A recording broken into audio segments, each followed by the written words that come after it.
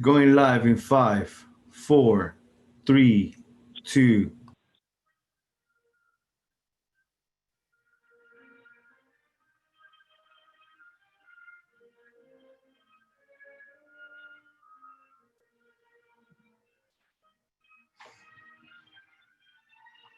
Okay, let's just wait a minute for everybody to join and then we'll get started.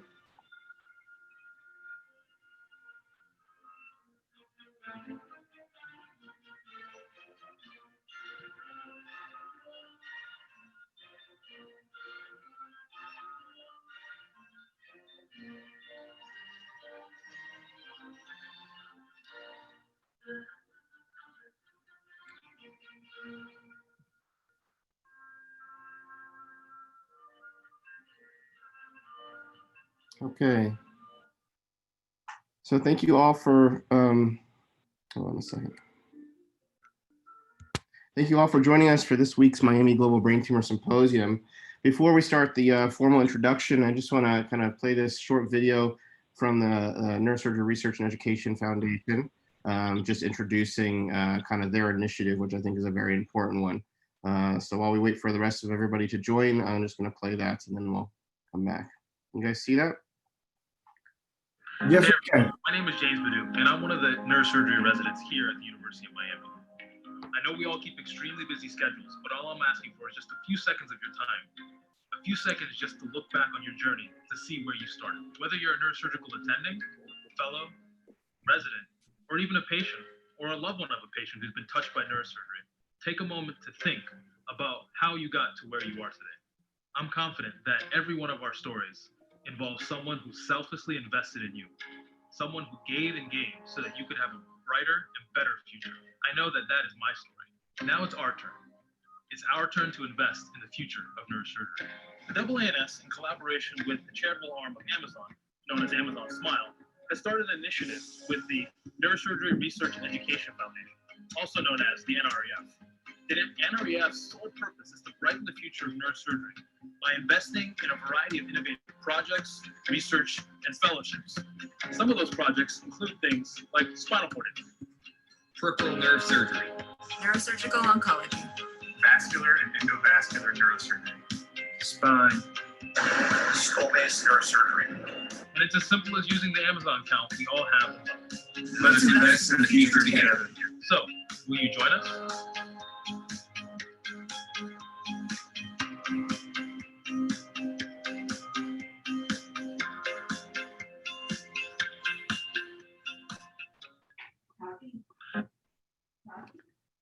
All right. So thank you for letting me introduce that. I think that's a great initiative by the NREF. And for anybody who has an Amazon Prime, they'll donate for free 0.5% of anything you buy on Amazon to neurosurgery research and education. That goes to scholarships and grants for all of our residents and medical students. And so I can't think of a better initiative. But let's get to this week's Miami Global Brain Tumor Symposium. I'm very, very excited. We have really an A-team this week for the symposium. Just quick introductions. My name is Michael Ivan. I'm one of the neurosurgeons here at the University of Miami, director of our research program and our psych disease director for neuro-oncology. I'm joined tonight by Dr. Komatar, who's professor and program director of our residency program, also director of the UMBTI and surgical neuro-oncology. Dr. Morkos, who's professor and co-chairman of our department and director of our skull-base and cerebrovascular program. And Dr. Benjamin, who's assistant professor and director of our skull-base dissection laboratory called Kane's Lab. Each week we put this on. I think we're in our 24th week, and I can't do this without the help of our amazing administration from both the neurosurgery department, University of Miami, and Sylvester, Christina, Roberto, Ingrid, Yamari, and Ignacio. Thank you so much. For anybody who wants to know more about our symposiums, you can always find us on social media. We're active on Twitter, YouTube, Instagram, and this is our website. So each week we post what the next symposium is going to be, and if you want to register for any of them, you could always see. And in addition, every week on Thursdays, we run a similar symposium focused on cerebrovascular and skull-base. And this week we have another exceptional program put together by Dr. Morkos with Dr. Caldwell and Dr. Hyman. So please join us tomorrow night for the same time, the same location. Also, a quick preview into next week's Brain Tumor Symposium. We will be welcoming Dr. Suidain from Sloan Kettering and Cornell to talk about diffuse intrinsic pontine gliomas. Housekeeping, so please, we try to make this as interactive as possible. Please use the Q&A button at the bottom, and we'll ask Dr. Kalkanis and the rest of the panelists the questions along the way. We don't offer CME, but you will get an email confirming your participation. And please be sure to like, follow, and share our videos on social media so that we continue to grow and share all the outstanding knowledge of our speakers. So getting to this week's panelists, we really have an amazing group of surgeons, starting with Dr. Nahed, who's a surgeon, a neuro-oncologist, and brain tumor surgeon from Harvard and MGH. He's the associate professor and associate director of the MGH neurosurgery residency program, and is just an outstanding researcher. Dr. Emma Kular, who is also assistant professor, director of adult neurosurgical oncology at Pittsburgh, also a physician scientist and outstanding brain tumor surgeon. And Dr. Sherman, associate professor and director of the surgical neuro-oncology Eastern Campus at West Virginia University, also a phenomenal brain tumor surgeon. So we can't wait to hear from them. Tonight's panelist is very, very special. Dr. Kalkanis is joining us from Detroit. Dr. Kalkanis is an internationally recognized brain tumor surgeon, and we're very lucky to have him tonight. He received his undergraduate medical degrees at Harvard, and then in 2014 became the chair of the Henry Ford Department of Neurosurgery, where he serves at the co-director of their Neuroscience Institute. Most recently, in this past January, he also was appointed as the chief executive officer of the Henry Ford Medical Group and senior vice president and chief academic officer. He oversees over 1,900 physicians and researchers in this position to try to push the mission of precision medicine in their medical team. Clinically, he's very, very active with brain tumor research, clinical trials. He runs his transitional research laboratory looking at molecular genetic differences in short and long-term brain tumor survivors, with a goal on future personalized medical treatments for brain tumors, which I'm sure we'll hear a lot about tonight. He's also served as a visiting professor over 100 times and has more than 150 publications. And if that wasn't enough, he also serves as the president of the Congress of Neurological Surgeons and also as a director of the American Board of Neurological Surgery. So his plate is very, very full, and we're very lucky to steal a few moments away from him tonight to share with us his thoughts on innovation in personalized medicine and brain tumors. Dr. Kalkanis, thank you so much for joining us. Wow, thank you, Mike, for that incredible introduction. I'm very honored to be here with all of you, and just so thrilled. When you talk about an A-team, the A-team is right there in Miami. Dr. Ivan, thank you for putting this together. Dr. Komatar, Dr. Morkos, and Dr. Benjamin, and so honored to be with such exceptional colleagues, Brian, Duca, and Jonathan. Look forward to a great evening with all of you. So I thought I'd start just by over the next few minutes, hoping to give a little bit of a tour of where we are in brain tumor surgery in the precision medicine era, and certain innovations that are available to us. And the title of this, More Than a Faster Horse, will become available. The meaning of it will become more obvious toward the end of the talk. But I think we're living through an inflection point, not just because of this crazy, surreal year, but also because of all the advancements that have come to neurosurgery and our ingenuity. And so I bring you greetings from Henry Ford in Detroit. It's a beautiful day here, and we hope to welcome many of you in the future. We have about 32 faculty on staff in our department here, including not only neurosurgeons, but neuro-oncologists, neurointensivists, and neuropathologists who are part of our team. Again, I can't thank the team in Miami enough. You all are leaders in taking advantage of technology to bring us closer together in a time when we need to be socially distanced and not able to travel. This symposium, I think, really has brightened the educational opportunities. I certainly have enjoyed it along the way for so many of our trainees and colleagues, and it's a great way to stay in touch. So thank you again, and thanks so much for the honor of being here with you today. So what I'd love to focus on is just a discussion about how we, over the next period of time where we have these new tools at our disposal, how can we improve detection, treatment, and outcomes? And there are several things that we can use, including advanced neuronavigation, minimally invasive surgery, and specifically targeted precision medicine treatments and other technologies. I think about the last century, or at least a half century, when you think about glioblastomas, as not very impressive compared to other advancements in medicine, but we're starting to see some movement. And, you know, you have to go back to the 1990s to see a little bit of a blip on improvement of the curve when navigation was introduced. BCNU impregnated wafers helped life expectancy a little bit, 13 weeks. And then the Stu protocol with temozolomide, Avastin therapy helped a little bit. But what I'm most interested in is another timeline that's superimposed on this, which is really a timeline of our molecular genetic understanding of how we can personalize treatment for patients with brain tumors. And this actually started a couple of decades ago with our understanding of 1p19q and then MGMT methylation. Of course, most people now are familiar with the IDH story, but how we can go beyond that and think about epigenomic and genomic alterations to really get a handle on liquid biopsy for informing treatment and also enhancing other therapeutic options. So before we do that, we have to set a foundation. And many of you on this symposium have been involved in the guidelines effort. And the GBM guidelines, as sponsored by Organized Neurosurgery, have been pretty clear. Maximal safe surgical resection is the gold standard. And if that's not possible, then at least getting a tissue sample is critical, given the importance of understanding what our molecular and targeted options are. But you can't stop at surgery. The cartoons at the top really are meant to reflect the fact that even if you take out every bit of an enhancing tumor, a part that's visible on a scan, you're already left with cells that oftentimes have crossed the midline. So you need adjuvant therapy. And so the so-called Stu protocol, where we're giving radiotherapy concurrently with chemotherapy, temozolomide, is something that's well known. So this is our starting point, and the question is, what can we do beyond this? Well, you know, over the years, we've learned that if you happen to be a patient who has a methylated MGMT promoter, you respond more favorably to temozolomide. We also thought that you needed to get more than 98% of the tumor out surgically to gain any statistical significance in survival. And this was oftentimes a deterrent for surgery, even as recently as a decade or so ago.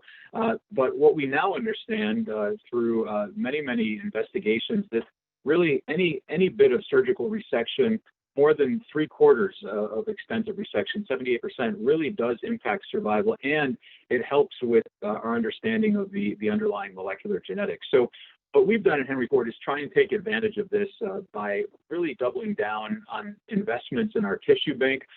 We're proud, along with MD Anderson and several others, to have contributed to the Cancer Genome Atlas. And some of the early work that came out of this was an understanding that people are different when they respond. We all see in our tumor boards in our clinic very similar patients, but some patients are very short-term survivors. Others go on to be very long-term survivors. And early on, we identified several molecular markers that were upregulated, as you see here in green, in very short-term survivors, and those same signals were exactly downregulated, as you see here in red, in our long-term survivors. So this was an impetus to really understand some of the early molecular and genetic underpinnings of this disease.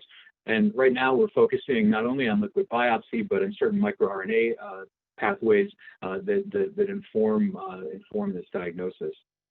At the same time, we also have an opportunity with newer technology. I spent a lot of time here. This is OR32 at Henry Ford. It's our intraoperative MRI suite. And, you know, a lot of people were skeptical when this first started. This is our 10th year using this technology, and now we're advancing and also doing it concurrently with 5-ALA, which I'll touch on in a second. But it really does matter in terms of our ability to get the proper extent of resection, especially for low-grade tumors. We know that this extent completely correlates with quality of life and survival. And even for malignant tumors, we can potentially double survival times when you can be especially aggressive in the safest possible way with resection.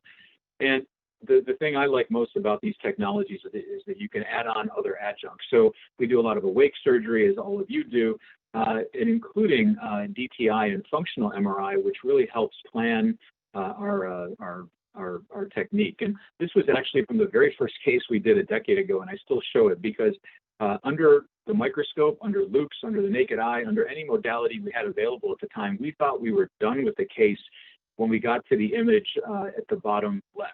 That looked like normal brain, but thanks to intraoperative imaging, we knew, in fact, that there was a rind of tissue left behind. So we went back and got out that remaining tumor. And this may or may not have been a coincidence. I'd like to think that it wasn't, but this is one of the very proud few patients that we call it a craniversary, but essentially this was a patient who was our first case in the intraoperative MRI in 2011 and is alive today. So to me, it's really made me a believer in extensive resection and in targeted adjunctive therapy.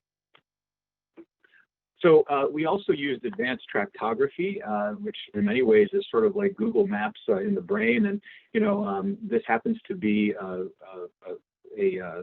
view from one of our synaptive technologies, but there are many others that are in use as well, where you have rotating holograms of the brain in real time that are then superimposed on the video screens as you're operating, so you can see what you're doing and where your targets are.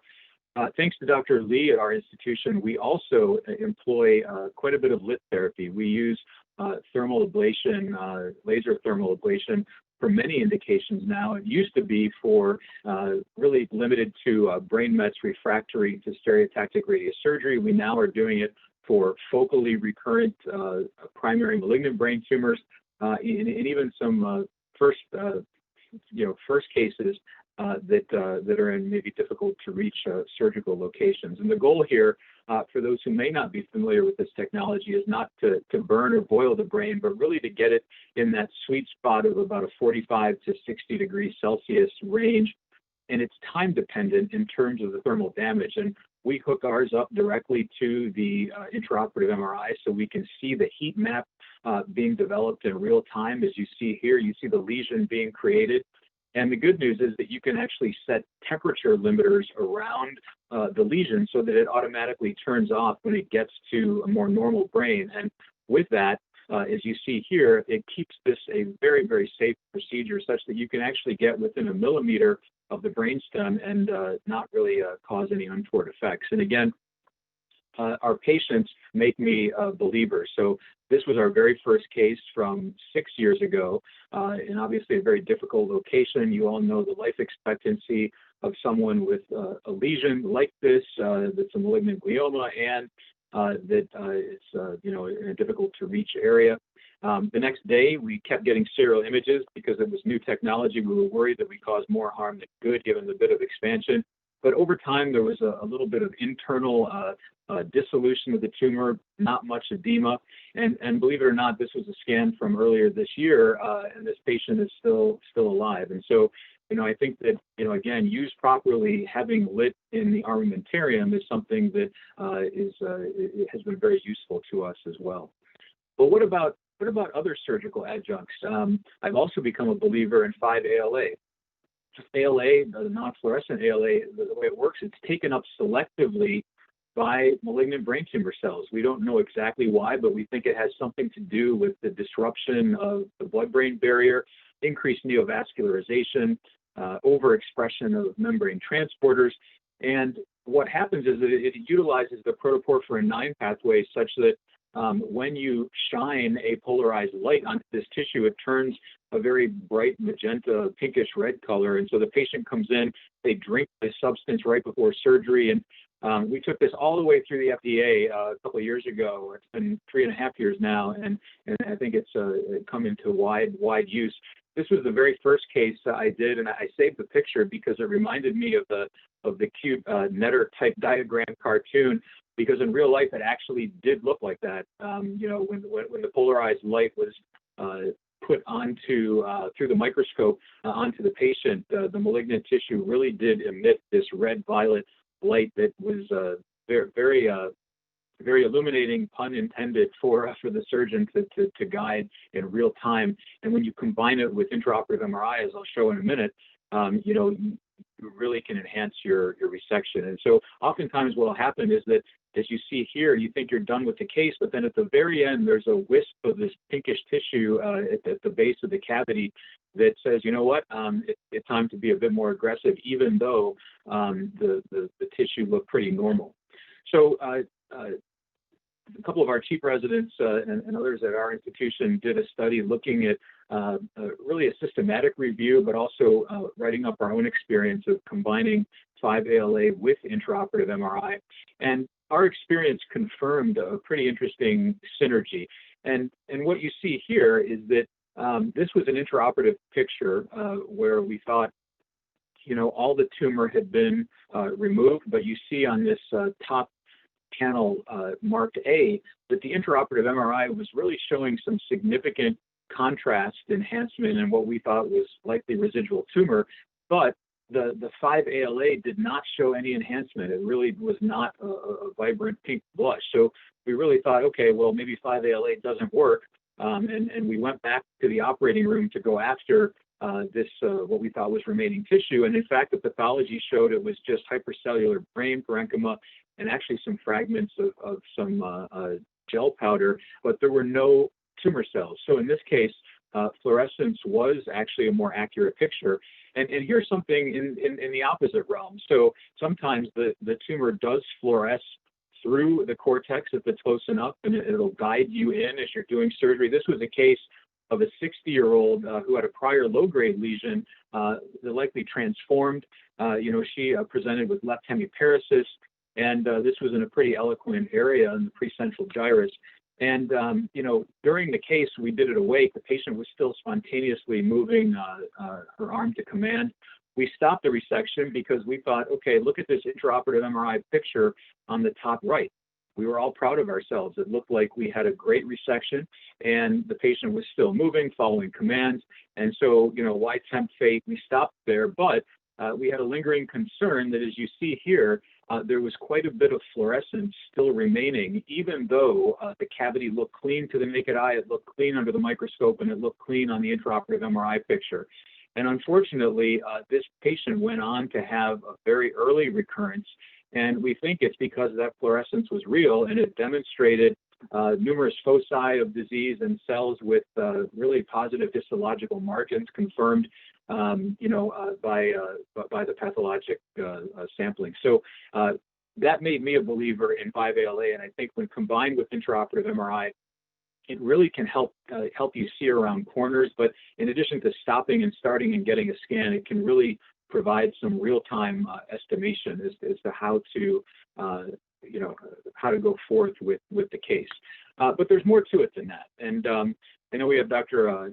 Nahed on the call and so many others who are really world experts in liquid biopsy, but our small experience here at Henry Ford has taught us that there's real potential power in this technique. And one of the very interesting things about 5-ALA is that it provided a bridge to our thinking, because EGFR V3, which is the same microvesicle pathway the biomarkers recovered from blood, showed that same biomarker in the samples of 5-ALA. And so it turns out that when you use enhanced reverse transcription in peripheral blood, it actually could detect these levels correlating with tumor. And we thought, well, could there be a role for liquid biopsy using this technique? And here's a study several of us on the call did together a few years ago, including Dr. Komatar, looking at EGFR V3 and precision immunotherapy for brain tumors, and obviously showing an amazing result here.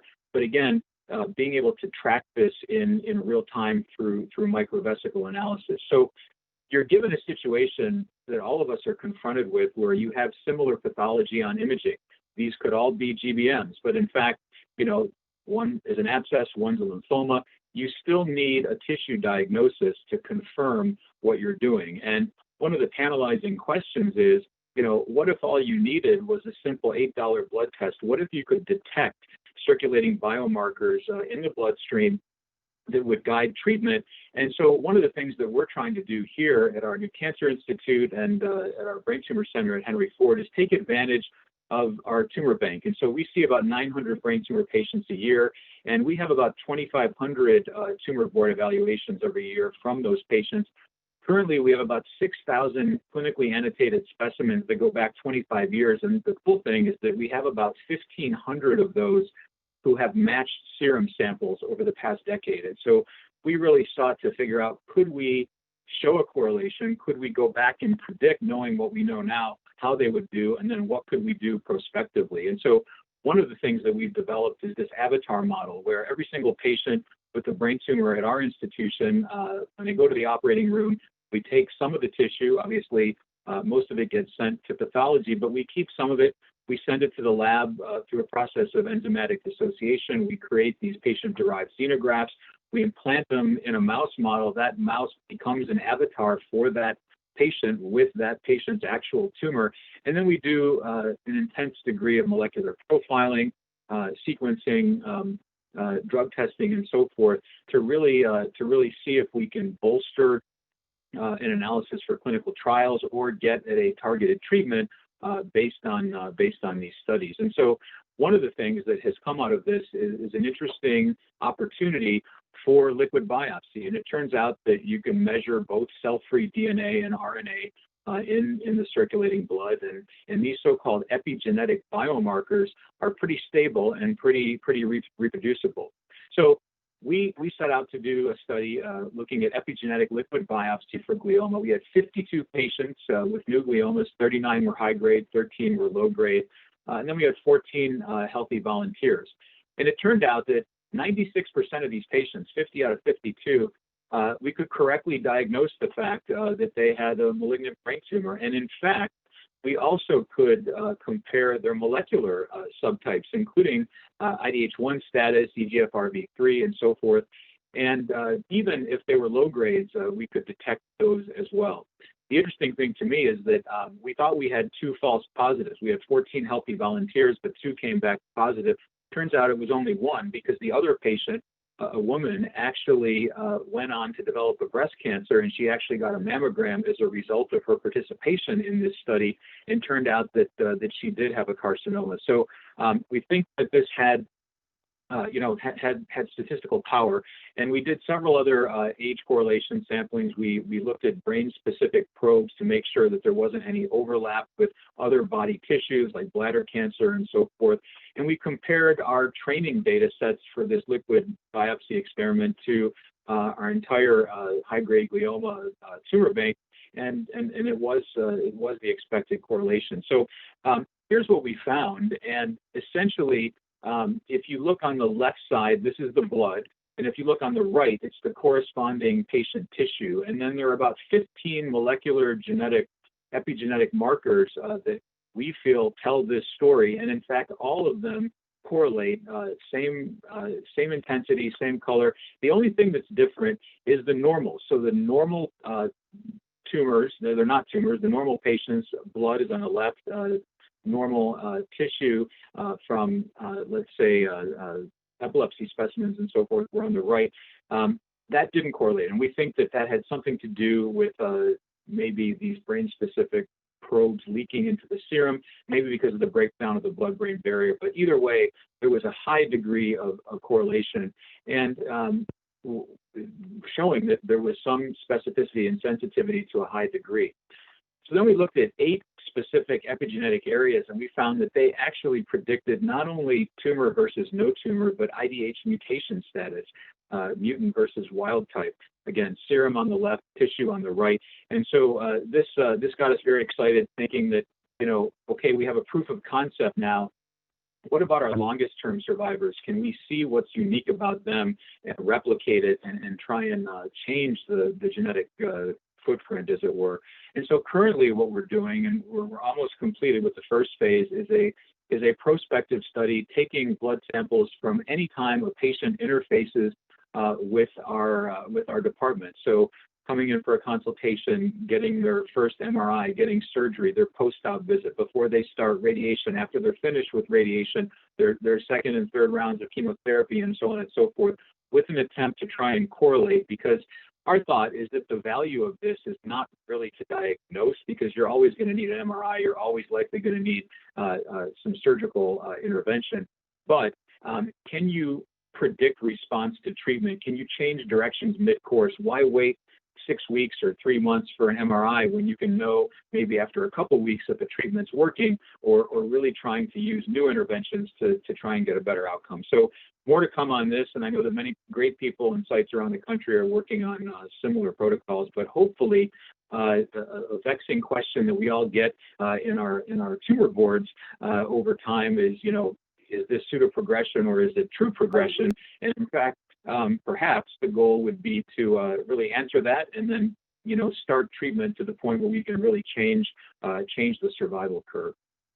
So when we think about precision medicine, the whole point is looking at what appears to be a homogeneous group of people diagnosed with GBMs, let's say, and really understanding that they are extremely heterogeneous. And if we knew beforehand by way of genomic testing and DNA profiling which patients would have a good response versus no response versus a side effect or a bad response, we could modulate treatment accordingly. And our history of how we grade and classify our tumors also, I think, will change very rapidly in the future, because currently we name our tumors based on what they look like under a microscope, oligodendrocytes, form oligodendrogliomas, and so forth.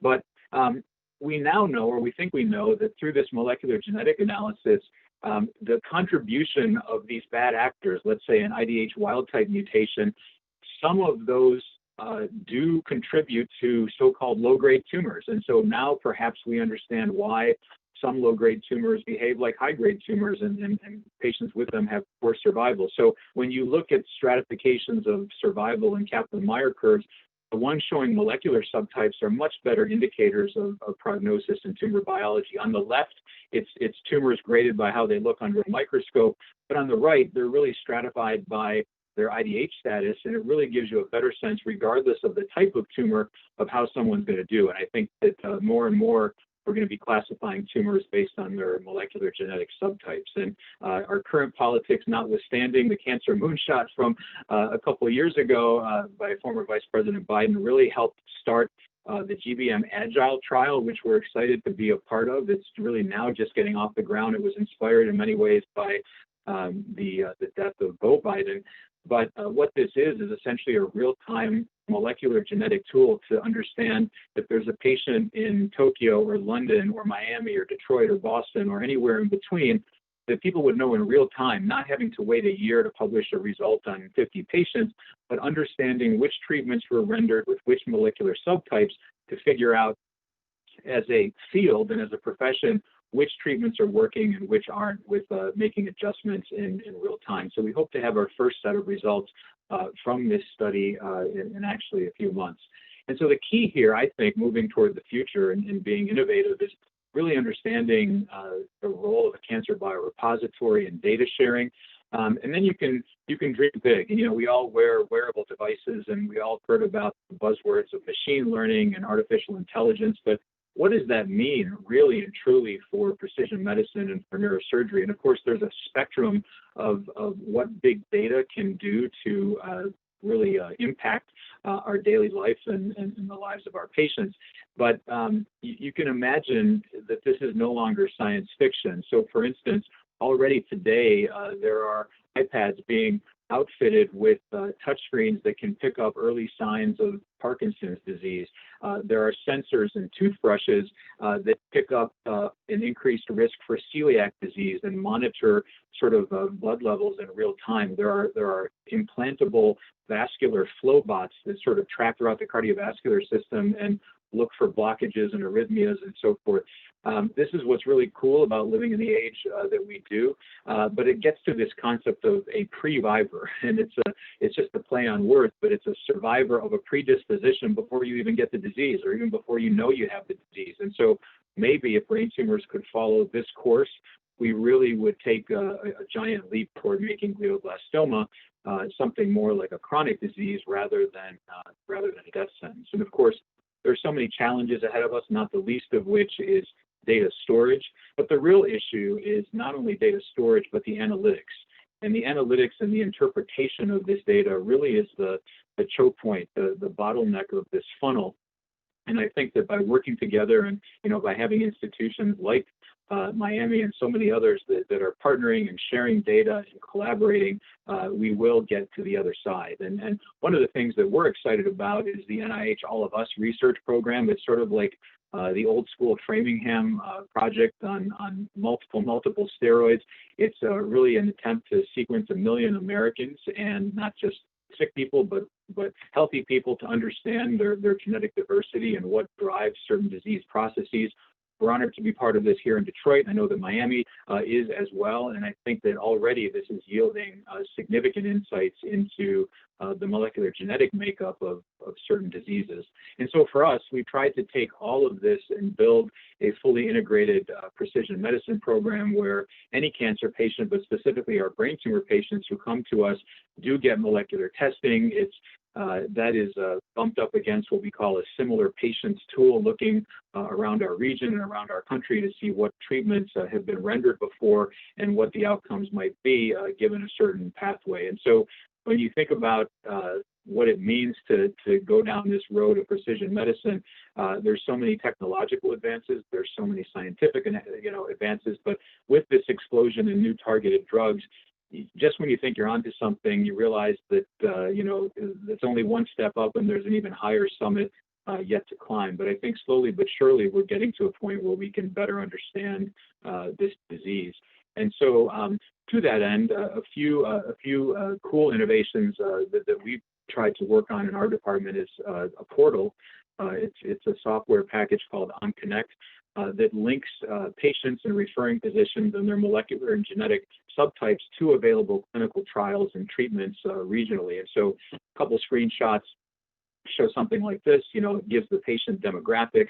It lists the various subtypes and molecular characteristics of this particular tumor. It then links it up with open clinical trials in the region. Here it happens to be the Upper Midwest with Henry Ford Hospital and a few others that I'm certain you've never heard of before. I'm just kidding. But we try and collaborate well with our partners and really make sure that it's not centered on one institution, but just making sure the patients get the right treatment at the right time. And so here you see this particular patient's course and with the various imaging that can also be imported and so forth. And so that has really helped drive patients to the right treatment at the right time. We're also working on Raman Spectroscopy, which is a relatively new thing, but it's what's old is new again. The technology was actually developed a century ago by Professor Raman in India, and he actually won the Nobel Prize 2 years later. It was the fastest turnaround ever. And this so-called Raman effect is something that's way above my level of understanding, but essentially when you shine inelastic light onto any surface, structure, or entity, it emits, and because of that unique scattering, it emits a unique spectral fingerprint, including for living tissue and including for brain tumors, as it turns out. And this technology was developed over a decade ago by the Department of Defense. There was a first attempt to try and really characterize radiation, particulate matter in the air, improvised explosive devices, and so forth. But it took a huge machine, and it took minutes to hours to really get the results. And there was really a lot of difficulty with sample validation. But because of paradigm learning and because of all the advances in technology, it actually became relevant for medicine. And so we looked at our tissue samples. We took about 500 blinded samples from our tumor bank, and through this technology could really delineate between benign tissue and precancerous tissue and tumor tissue.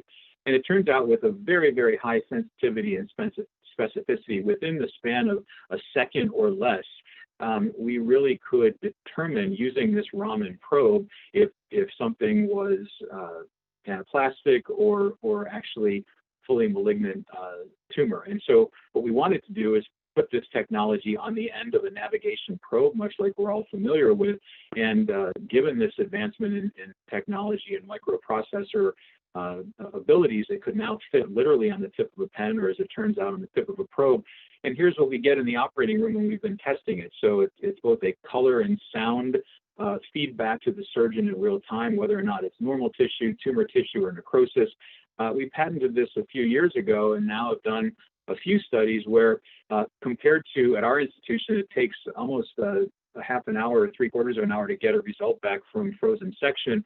Here, within a few seconds, you can get, no matter what tissue sample is tested, whether or not it's normal, necrotic, tumor, or even infiltrating, it gives a reliable Raman fingerprint and feedback in essentially real time. And so for us, rather than waiting a significant amount of time to get that go, no-go decision as you're trying to attempt resection, now within a few seconds, you really can help the surgeon, I think, better understand what the intraoperative course should be. So this is a way of trying to say, we can do better. And I think, the old response of just waiting for an MRI to see how you did, much of the time, you don't really know if the drug or the treatment that you gave is reaching its target. You don't understand the molecular mechanism of action, and it takes a long time. Whereas, all of the smorgasbord of activity that we mentioned today with not only intraoperative imaging, but biomarker analysis, Raman spectroscopy, the 5-ALA, and so many advances in tissue sampling, you can actually get to a point where you can imagine personalized targeted therapy within a day. And this potentially could revolutionize the field to the point of really being a game changer for these patients. And so now about this faster horse, because I am from Detroit, I am from Henry Ford, and I have to put in a car analogy somewhere. And when you think about precision medicine, I think it can be very daunting to think, gosh, we have to change the entire way we practice medicine in many ways because of this technology. But look at what the world has done before. And there was a very famous quote from Henry Ford himself, who started Henry Ford Hospital 105 years ago. And he said, thinking about innovation, if I had asked people what they wanted, they would have told me a faster horse. And in fact, he thought differently. And within really the span of a little more than a decade, it changed the world. So this is a picture of Fifth Avenue in New York City in 1900. There's literally one automobile. But a decade later, you can no longer find the horse. And it's not so much about the rise of the car industry, but if you think about the infrastructure that it took to pave roads and to develop gas stations and just a whole, economic underpinning of how to make this transformation, it's not dissimilar to the task we have before us with really thinking about life in precision medicine terms. So with that, I think there's a lot of work to be done, but there's a lot of great people and great institutions around the country that are helping with this. So really excited to sort of zoom into the future and figure out the next steps. And I just wanted to say, and I couldn't give a talk and be with my friends in Miami without acknowledging that this year was supposed to be a lot different. And we had a big, awesome celebratory meeting in Miami planned for the CNS last month. And in fact, Dr. Nahed is on this call, was the mastermind and scientific program director and leader for this. But we had other plans thrown in our way this year. But the good news is we are aiming for a combined extravaganza next year. So I really hope that 2021 allows all of us to get together in person. And actually, in Detroit, if all goes well, we hope to be hosting the Senior Society meeting next May. And so hope to see many of you here. And again, thank you for the opportunity to present.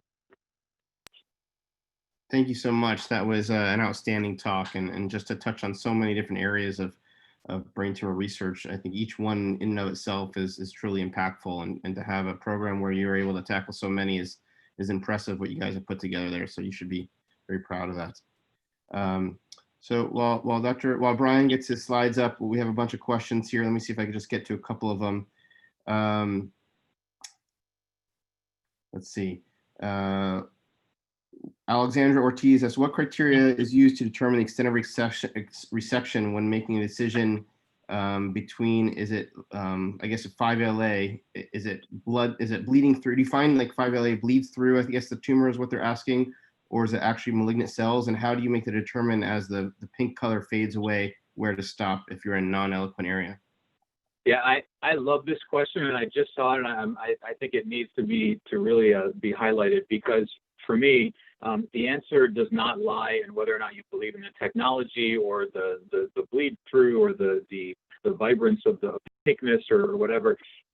Nothing can take the place of judgment and surgical know-how, and that's why these are called adjuncts for a reason. You have to put the patient's safety first. And so if you're in a portion of the brain, a part of the brain that is safe and that, a little bit more resection, if there's any, equivocal finding on 5-ALA or even on intraoperative MRI, then yeah, you're going to go ahead and be aggressive and take it out. But if you're in an area where even a little bit more could jeopardize a patient, these technologies don't matter. At the end of the day, you really have to think of that first, and that's why a lot of these cases, quite frankly, we've done awake, especially when we think we're going to get into some eloquent areas. So I don't think there is a role. It's an excellent question, but I think it's surgical judgment and how aggressive you would ordinarily be in that area, pretending you weren't using this technology to begin with. And maybe just one more question, which I think is kind of interesting, is where do you think we are in the future with the integration of machinery, technology, and robots in neurosurgery? Where do you kind of see it going there, and how much of a role will they have? I used to tease my colleagues, and I still enjoy doing it in ENT and in urology about, well, you guys can be replaced by robots, but never a neurosurgeon.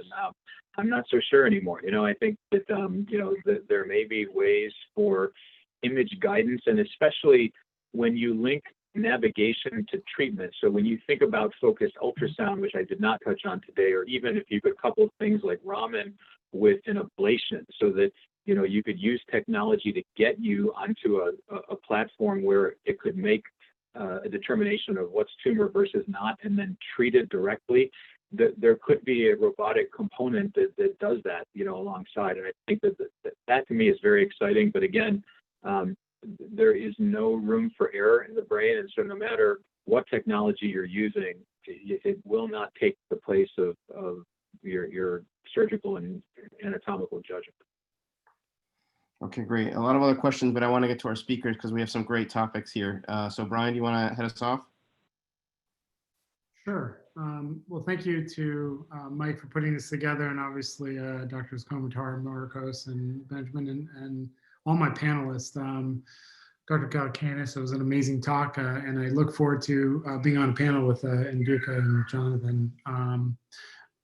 Mike had asked us to highlight it, at least one case each, and I think that as a panel, I'll open it up to the group, but also to Steve and Mike, and obviously the co-directors. And then I will touch on just very briefly liquid biopsy, because it's one of not only my own interests, but something I think we all share in an understanding and a hope that it will ultimately have some larger value. So let's see. When we talk about brain tumors in 2020, Steve touched on this really eloquently. Neurosurgery as a field has advanced largely by a very few number of actual innovations. The operative microscope obviously was a tremendous addition to our ability to microsurgically remove anything from tumors to clipping aneurysms. Obviously, mapping has gotten better every single year, and even in my short career, that's been something that's very palpable. This idea of navigation and whether you're using a stealth or a brain lab system certainly can help. And then the intraoperative adjuncts, whether it's an MRI, a CAT scan, or which I'll touch on is the ultrasound as well, has given the surgeon the ability to leave the operating room with a lot more knowledge that they've removed everything that they can't see through their loops. As you can see, our fields, our neuro-oncology, our radiation oncology, our neuroradiology, and obviously our neuropathology colleagues have all advanced tremendously, and it's time that neurosurgery catches up. So in the spirit of highlighting a case and talking a lot about what Steve has discussed, this is a 53-year-old gentleman who comes in with a left frontal non-enhancing lesion. It's quite large, it's pretty diffuse, and amazingly, his only symptom is aphasia. And what you can see here in this non-enhancing aspect is the MRI demonstrating, again, a left frontal lesion in a right-handed person. Now, because of the language dominance, we obtained a functional MRI, as we usually do. A good, credible credit to our neuroradiologists who are fantastic at MGH, and I work with them so often that their fMRIs are almost always correct in exactly the location that they so painstakingly spend time developing. Here again, because it's in the BrainLab system, it's flipped, but this is actually the left side. And what you'll see here is that Broca's is in yellow, the arcuate is in green. And what you'll notice, you can see here in the, hopefully you can see my cursor, in the bottom right-hand screen, you can actually see what this person actually has is some element of Broca's function, if you want to call it that, as you can see up here in the front, as well as behind the tumor. And then as you would imagine, everything else is kind of displaced posteriorly, giving the surgeon a pretty good window to try to resect this lesion and hopefully get it all. Now, for those who do a lot of these, the things that give you a little bit of pause is this area right here. This little haze here that then very likely is starting to get close to motor. And in fact, we did not only a language, but also a motor fMRI, as well as reconstruct the DTIs and the cortical spinal tracts. And what you'll find here is that you've got the lesion again. Here, the cortical spinal tracts are painted in purple. You can see them probably more elegantly in the coronal section. And then we have overall both lip as well as hand motor. And those are both highlighted. Now, again, if you look at the sagittal, it gives you a lot of confidence that you'll be able to take out probably all, or at least very close to all of it. But the part that will give you a little bit of pause is this part back here posteriorly. And in fact, that's what we encountered intraoperatively. So when we took the patient to the operating room, we were able to, did it while they were awake. We did language mapping as well as motor mapping. And the key to this, to do it safely, is not so much the cortical, but rather the subcortical mapping, particularly as you get to these posterior areas here. I won't get into the controversy as to whether or not this T2 and flare is something resectable or something tumor-based, but at least in our practice, we take it to the extent of a maximal resection that's safe to the point where we see function. If there's ever a question, either you can use adjuncts like ALA, or in this case, you could just take samples and send it to the pathologist. And almost always what you'll find is largely normal brain in these corners with some areas of tumor. Now, this is just an example of sort of the pre and post, and to Steve's point about the importance of an intraoperative MRI, we were lucky and have one. Actually, it shares between two rooms. We were able to confirm the resection. And what you could see here is that this is on the post-op MRI, and you can see a resection of everything except for right in the posterior part where it corresponded to the cortical spinal tract. And we left that where we got a little bit of motor function. And that in a awake patient is always somewhat slightly difficult because they can have tonic movement of the motor, but long and short, we were able to resect except for a very small amount of mass. This is a coronal scene in the gatto, just to give you an impression, because it's hard to tell on the T2 with all the stuff from Surgicel. But again, a great resection, took it right to the ventricle, and we were able to stop. Now, this was done 5 years ago. The path came back as anaplastic astrocytoma, IDH mutant, P53 mutant. The patient underwent chemo and radiation, and then afterwards did 12 months of temozolomide. He's doing well, and this is actually his most recent scan from literally this month, with no further, I would say, recurrence. But if you see this little part right back here, this is the part that we left, has remained stable. So the question we have to the panelists, as well as to Steve and obviously the co-directors, is what would you do in this case if you knew a little bit about the molecular characteristics prior? Now, it's a large mass that's got to come out, but does it matter if it's IDH mutant or IDH wild type? Does it matter what the TERT status is? Does it matter MGMT? Now, Steve touched on a lot of the adjuncts that a lot of us have access to and some of us don't. But to be honest, I like the MRI, the CAT scan's great, but I actually use the ultrasound more reliably than the MRI. And if you use it for a while, what you can start to see, this is not the same case, but you can see a mass here, you can see blood flow. And then this little stuff is the stuff you talk about that looks like the T2 and flare around the cavity.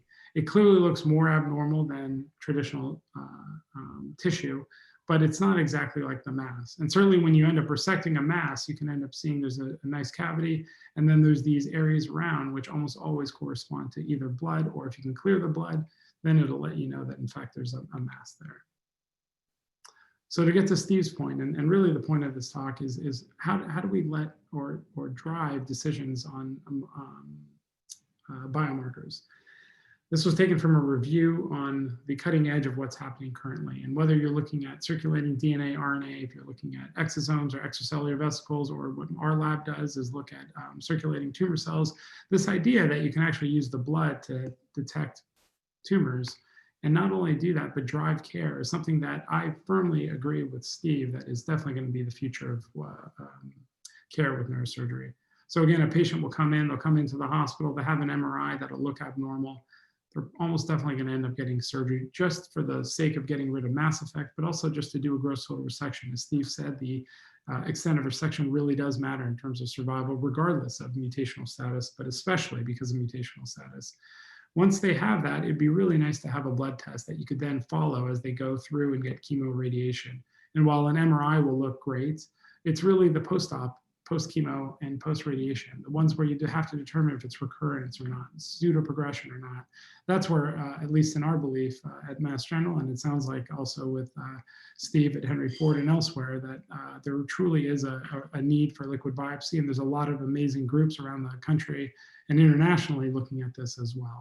So I'll leave it to my panelists to talk about either this case or other cases. Hopefully I've also confirmed Steve's belief that in fact the liquid biopsy is definitely something that will be an adjunct, much the way a lot of the intraoperative microscope, MRI, ultrasound, and CAT scan have been. I'll turn it over to Mike. Yeah, I mean, great outcome on that patient. I mean, great surgery, nice job. Do you think that if you had a liquid biopsy beforehand and you knew the mutational status beforehand, before the first surgery at the very beginning, that would have changed anything in your plan? Yeah, it's a great question, and one that comes up at national meetings. And also, I think in general, I think the role of a neurosurgeon is to remove the mass and get a gross total resection when safe and possible. And I'm a big believer in I do a lot of awakes and even do it for non-eloquent tumors. And I think to the extent that you can take out everything that looks grossly abnormal, it's always going to benefit the patient. Now, on the other hand, if you knew that it was an IDH mutant tumor, or if you knew there were favorable characteristics to get a gross total resection, I think that would only further drive your belief. But on the other hand, I would argue that even with an IDH wild type tumor, it would make sense to get a gross total resection when possible. Where I think liquid biopsy will replace surgery is in thalamic biopsies or brainstem tumors or things like that. Whereas other than that, I think it'll be an adjunct. Right.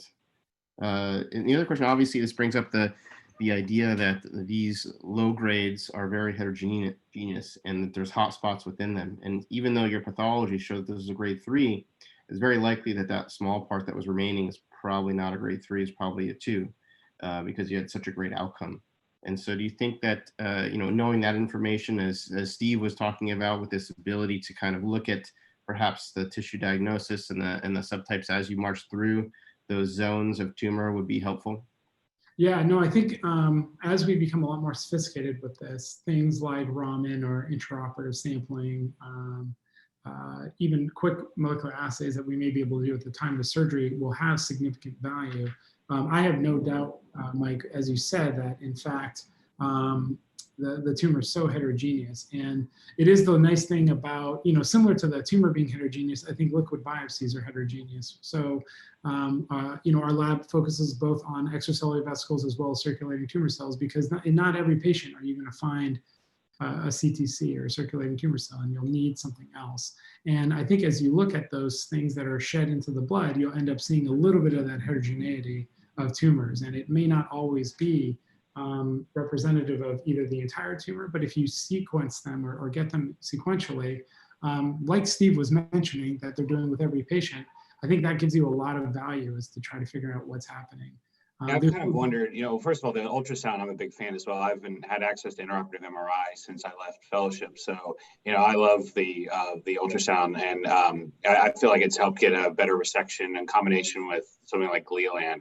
But when it comes to like liquid biopsy, I've kind of wondered, it's kind of like we're talking about for metastases, when you talk about, pre-op radiation, if you had, and then we don't have the drugs right now, but, if you had a liquid biopsy that gave you potential, information about the genetics of a tumor, and you pre-treated with some type of chemotherapeutic or something, or some selective inhibitor, then you could maybe make that infiltrative nature of the tumor shrink back, and it could make your resection more. I wonder, have you thought, is that something that's come into play, or as you've moved with your lab?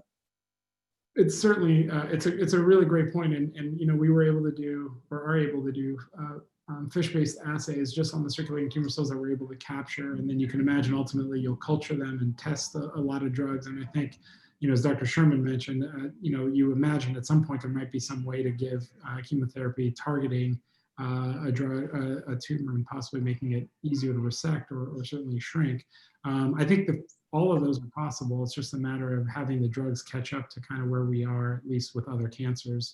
There's no doubt in my mind that we're trailing with brain tumors, and we got to catch up. And I think to the extent that we can drive a lot of these decisions with real-time data, that's really going to help. It's still odd to me that, for example, that patient, we keep calling an IDH mutant grade 3 tumor from 2015, and we've given him a lot of care, and we're still treating him with that same pathologic diagnosis. So to get to your point, I think both before and also after surgery, we're going to want to know that real-time data so that things like the Agile trial or others can be more meaningful. Right. Yeah, Brian, I think if I could just jump in real quick, I think, the one thing that we have to add into this calculus is also the fact that with a low-grade tumor, there's going to be some plasticity that occurs. And so, to Mike's question earlier, I think that the way that I would look at this is, in addition to, having your liquid biopsy and whatever intraoperative markers, if there's an area of tumor that makes you stop because it's functional, then if you get a good enough resection, what we often find, and I think many of us in the room have experienced this, is that with time you get movement of function, and then you can actually go back and resect that. In fact, Brian, I sent you a patient that I just resected that falls exactly in that same category because he moved to Boston. But he's a guy who was very functional and didn't want to lose any speech, and if you get a good enough resection, then you're lowering the number of cells that would that can transform. I think that's what it comes down to biologically, is that you're lowering the number of cells that can transform, and then you buy yourself time to be able to act later on, especially when it comes to IDH mutant tumors. So yeah, I couldn't agree more. Great. And Duke, you want to share your case? Yeah, let me share my screen, see if I can.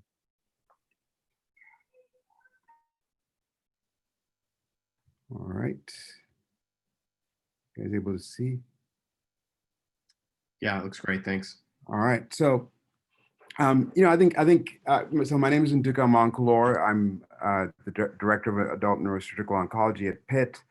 And, it really is an honor to be invited to be a panelist here.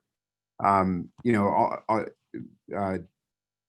Kalkanis is someone who I have great respect and admiration for. And, actually, Brian Nayhead and I went to med school together, and John Sherman preceded me in fellowship at Sloan. So it's a tight-knit group. And as Dr. Kalkanis mentioned, that it was a real bummer that the 2020 CNS meeting couldn't happen because, as a tumor section scientific program leader for that section, it was we had a great program planned. But this is really why I love this symposium, is that the symposium has sort of filled a lot of the space that CNS that we miss by not being able to have CNS.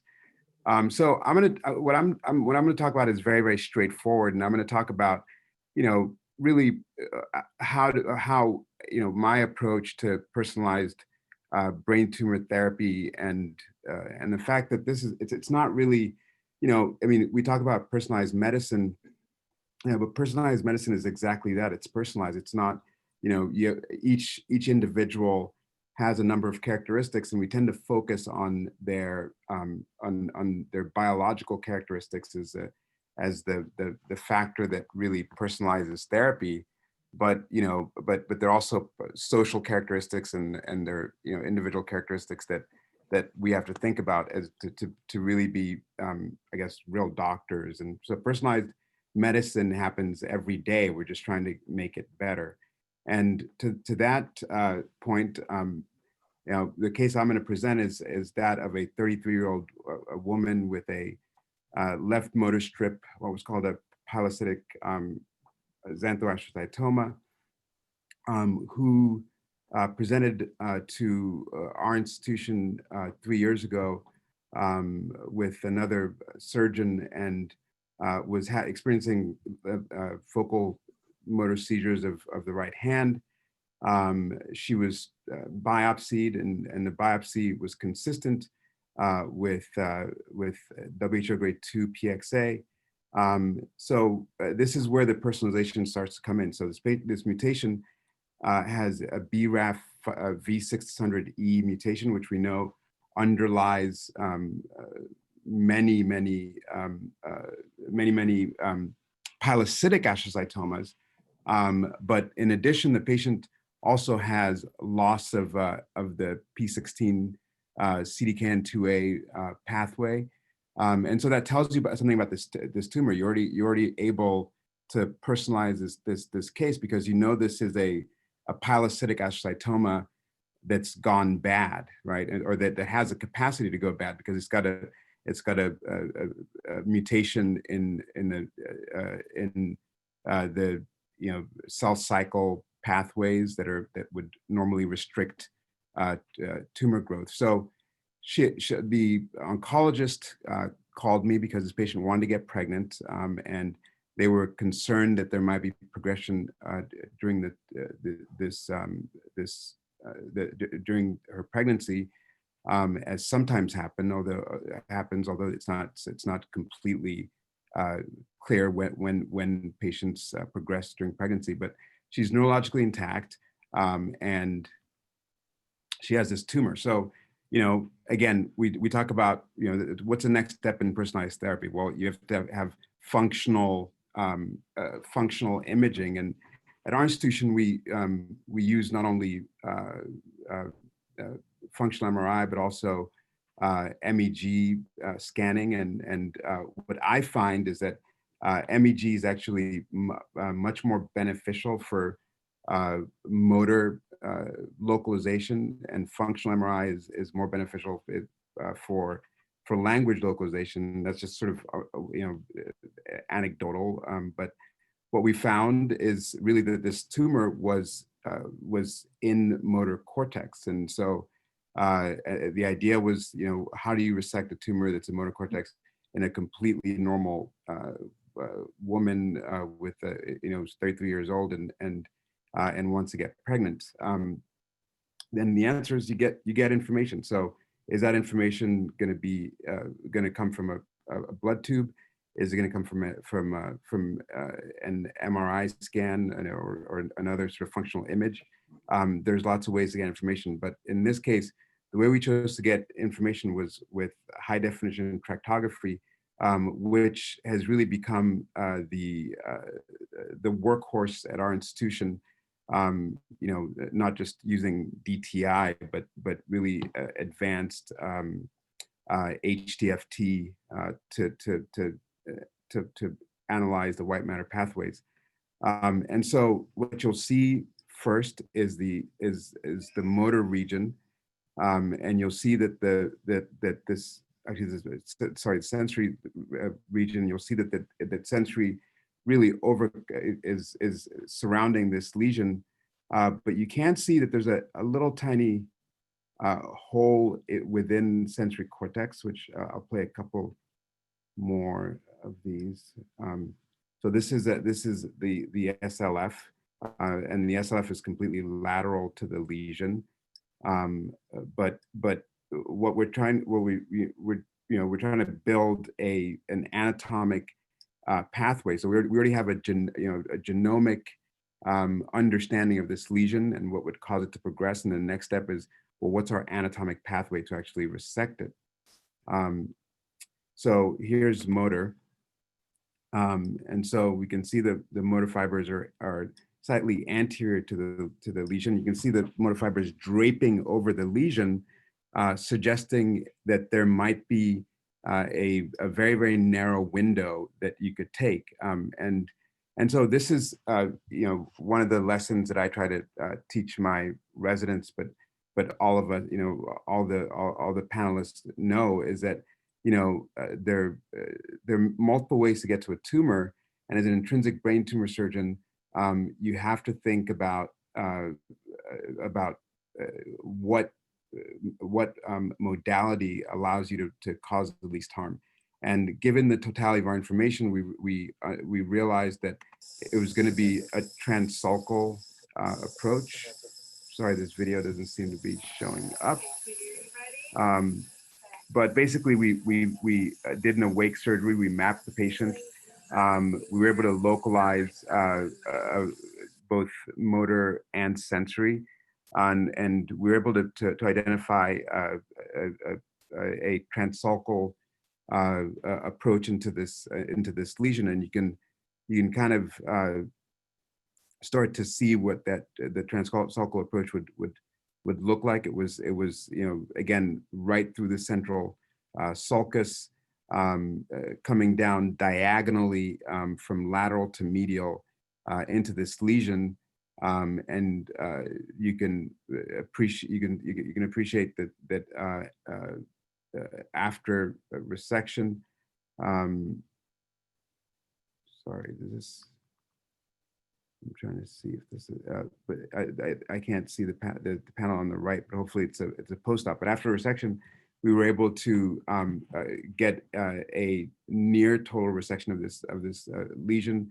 And another point in terms of personalizing care is also the surgeon approach. So I prefer to do these cases awake with motor mapping because doing a sleep with continuous MEPs, I think that you don't know what the threshold is for causing injury. So I'd like to, I want to be able to see what my threshold is.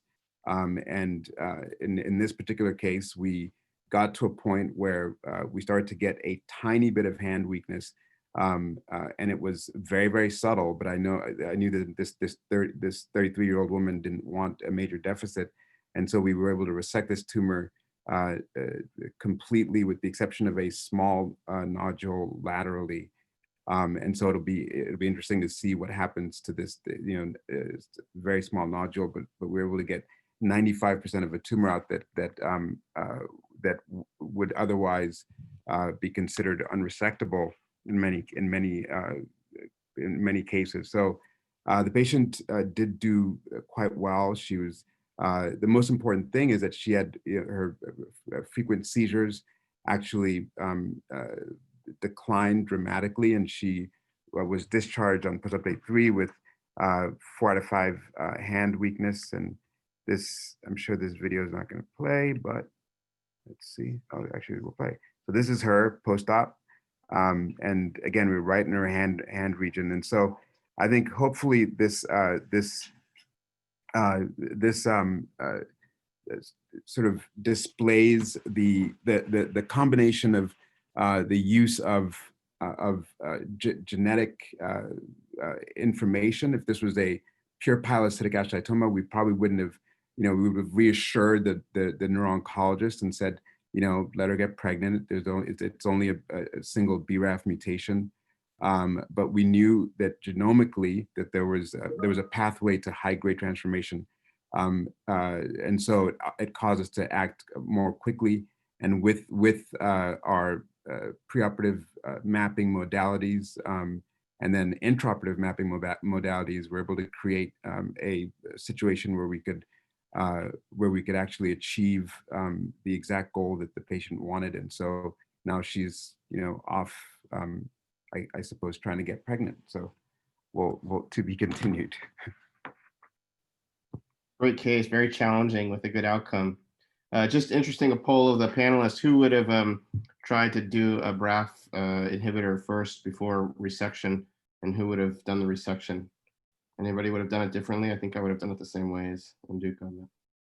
Probably in the future, that would be a consideration. Now I would do the resection. And honestly, I've done it both ways with awake versus asleep motor mapping, and I agree with Duke. I 100% would like awake motor mapping, and you just can't tell when they're asleep, when it's all or nothing. So getting that awake subtle change in strength is really invaluable.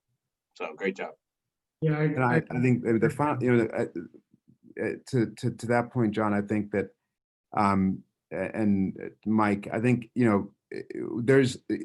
we have no real data as to the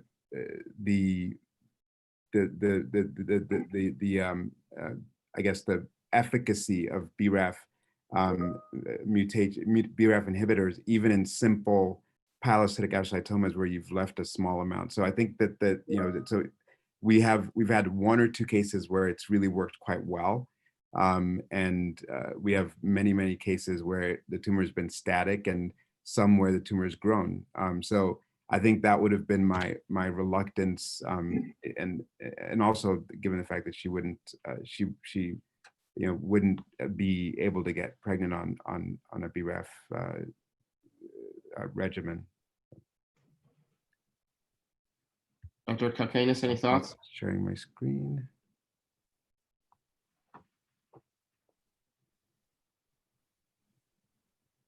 Sorry, I think I was on mute. I'm not sure if you heard that. I totally agree. I would do the same. I think this is a great case, a great example. I don't know. I didn't hear the results of the poll. Would people do the BRAF assessment? With the treatment, we said surgery, I think. Yeah, I would go forward with surgery. That's what I would do. I mean, again, it's surgical judgment, right? It needs to be done. So I mean, at the end of the day. Yeah. Interestingly, I have a similar situation with a different location of the tumor, where same pathology, BRAF, but it's a thalamic lesion that's the large ventricular component to it. And we had a heated conversation in our tumor board about whether or not we should debulk, knowing that you can't get a gross total resection. I think in this case, there's a very good chance with great surgical technique and having that window that you found so eloquently that you could get a really meaningful resection. In the case that I kind of decided to do BRAF and BRAF at first was because 50% of the tumor was in the thalamus. And so we're hoping that it will reduce in size to a point where it could be somewhat manageable or treatable with that, because we knew it couldn't be. So it's a fine line of knowing safe or not. A great case. Well, that goes back to my liquid biopsy thing from earlier, that treating with the medication first and gives you a better chance of getting something meaningful from a surgery. Yeah, I totally agree. And I think, to get to Dr. Sherman's point, not only before, but also after surgery, after Induca surgery, it'd be helpful to know what happens with that BRAF and is there something else that pops up over time, particularly as she ages. Right. Yeah. Okay, Dr. Sherman, last case. Yeah. So I'm going to talk a little bit about something that I was working on when I was at GW, and we're just getting the process going now that I'm at WVU. But I first want to thank Michael and Rick for the invitation. Really fantastic talk, Steve, and it gives me perspective. When I see talks like that, it just makes me wonder, how can I get a hold of that stuff? Like how, when you talk about getting access to the clinical trial networks, and when I was at GW, my clinical trial network was me calling David Schiff down at UVA and whatnot, and saying, what clinical trials do you have going on? So being a part of a network like that, I think, is fantastic. And now that I've moved on to WVU, and we really have an opportunity with our neuro-oncologists working in collaboration with perhaps your group and expanding it out nationally, and that's something that I'm keen and interested in, because I think it gives all of our patients opportunities, even if we're not directly near your institution. So I really I always enjoy seeing your talks, and it gives me perspective on what things I as I said, want to bring to our own institution. So thank you for that. And also my co-panelists, it's always nice to see everyone, since we can't see each other nationally. I'm as I mentioned, I just started at WVU about a month ago, actually. And so we're just getting going. And one of the things that it's been near and dear to my heart is virtual and augmented reality. When you talk about, helping out with regard to the patient with regard to resection, but I think there's a lot to it. You know, when I was there and now, you know, transitioning over, I have the same goals, and we have such an opportunity, and I'm linking with the Rockefeller Neuroscience Institute to bring this to fruition when it comes to patient engagement, surgical planning, education, and also rehabilitation and pain management. There's a lot you can do with it. And we talk about innovation and precision care, that has something to do with, that has a lot to do with it too. And I'm actually working with the team of neuropsychologists when we talk about precision, you know, medicine. You know, a lot of that goes along when you have a brain tumor patient.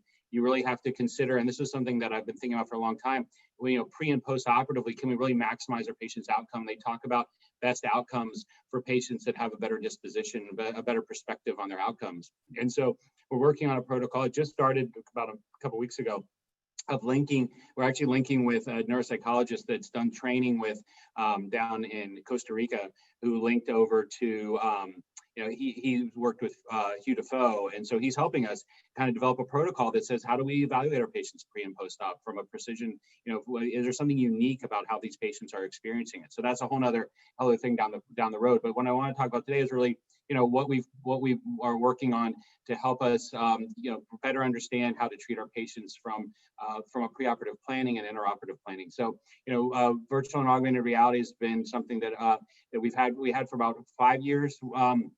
Now, as I said, we're just getting it going, and it has so many uses. And when we really think about it, you know, how do we explain surgery to our patients, and how do we plan things out? And so, can you hear this? No, we can't hear the video. Okay, so that's all right.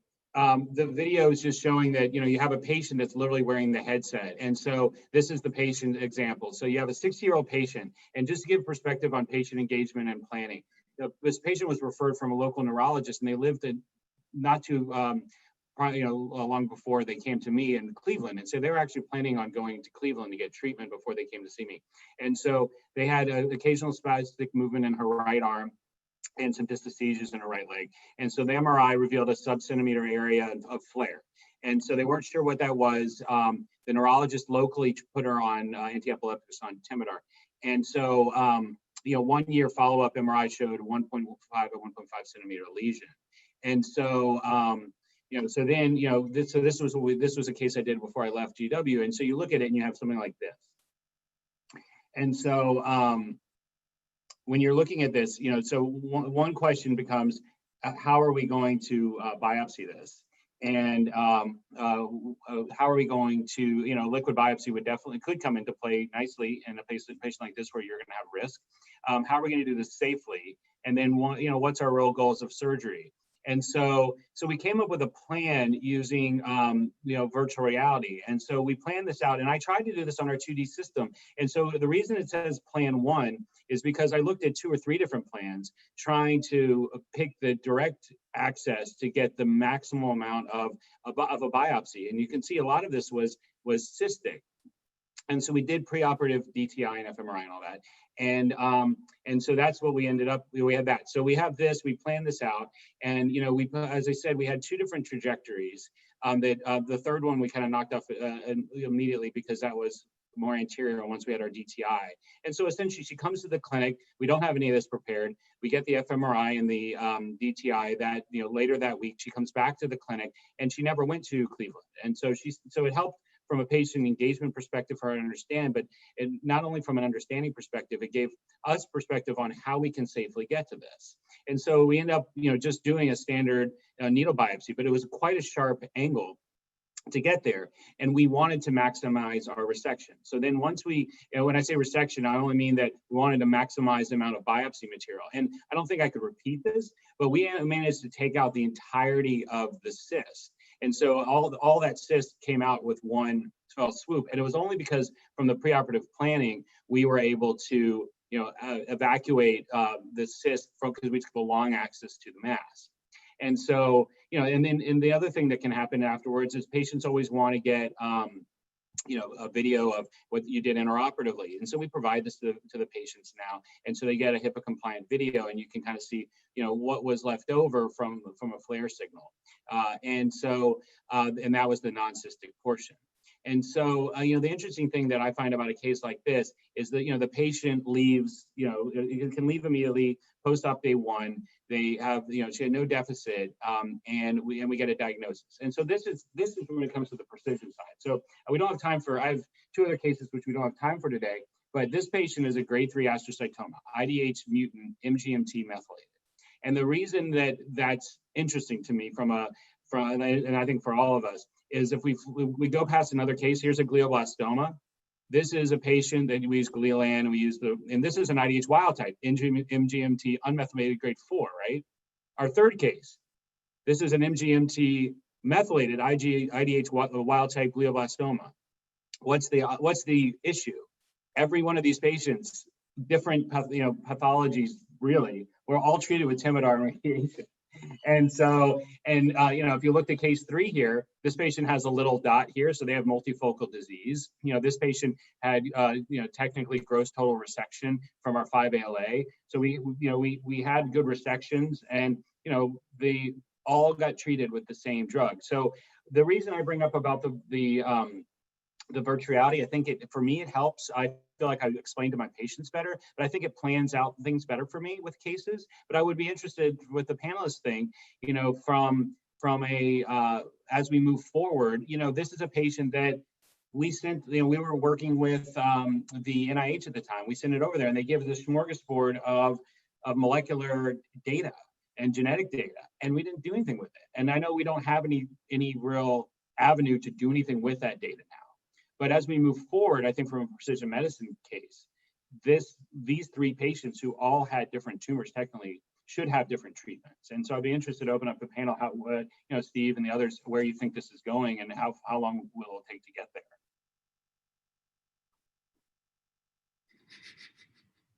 Thanks, John. Great cases. Anybody want to add? John, I would just say you highlight the essential challenge here, and that we do have this technology, but sometimes you get a phone book back, and it's irrelevant to make a clinical decision on, and sometimes you're left with just your judgment, like we talked about earlier. I don't know that we do anything differently. I think we do this because rarely, but not a zero chance, you get a hit, you get a unique target that might be relevant for a patient, and there might be a clinical trial. And that chance has really, I think I've seen it go from 1 or 2% to maybe 10 to 15% of the time. So obviously still the minority of patients, but for us, it justifies going through that exercise. But at the end of the day, we still don't have an answer for the vast majority of people.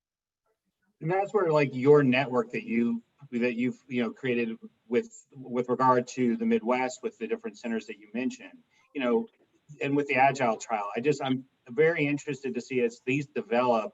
I know it's challenging with clinical trials, and you can't have too many centers involved with them. But as you have access, and we expand our access across the country, then it would be nice to see what other people are doing more readily, because I feel like every center is kind of doing its own thing, and until they become phase 3. And I think there's an opportunity to expand that network somehow. That would be great, so that we could reach out and say, hey, what IDH mutant drug do you have, or something that's something that would be better than just standard of care. 100%. And that's the hope and the goal of Agile, and it's not dependent on any one institution. It's this concept of real world data. So hopefully it works. John, one question for you is, with the augmented reality, we're using that here as well, but obviously I want to know, for showing patients ahead of time pre-surgery and helping with their anxiety and understanding of cases, do you screen the patients to find out who wants that information, or are you doing that for every patient, and how has the feedback gone so far with the patients you share that with? So I was trying to do that for every patient. We didn't have the system set up. Now I'm in a very fortunate position where I can kind of set it up exactly how I want. So we're planning on doing for every patient, and that's not just for brain, it's for spine as well. And I will tell you, I give the patients the option. So most patients actually don't want to put the headset on. The families do, ironically enough. So they'll sit there with the patient not wearing it. But you can, that 360 reconstruction, that you can you can just show them that, and that actually is what majority of patients get. The fly through comes more in handy for residents and medical students, to be honest, but when the patients are interested, it really is kind of, it is eye-opening for them. But I would say that's probably 20% of the time, because also it can make you a little dizzy if you've never done it before. That's why you see here in the picture the patient sitting down. So, but more often than not, it's literally just showing the 360 reconstruction, or literally I'll fly in for them and show them, like, show them different vantage points from me being the with my avatar. Got it. Thanks so much. Well, I know we're already at 6:30, so and I don't want to steal any more time from everybody, but those were just some phenomenal talks, and also I wanted to say a belated happy birthday to Dr. Kalkanis. I know he just had it this weekend, so happy birthday, Steve. And thank you all again. I really appreciate it. Hopefully we'll get to do this in person real soon. And until then, I hope everybody stays safe. Thanks. Thank you. Now, I just, again, to reiterate, just what an amazing, sort of, set of talks you guys have put together, and really, the fact that, you and Rick and Dr. Morkos have taken this opportunity to really, fill a void that has existed since COVID hit is really remarkable. So thanks, Mike, and keep up the good work. Thank you. Thanks, everyone. Thanks, Mike. Thanks, everyone. Thanks, guys. Bye. Bye-bye.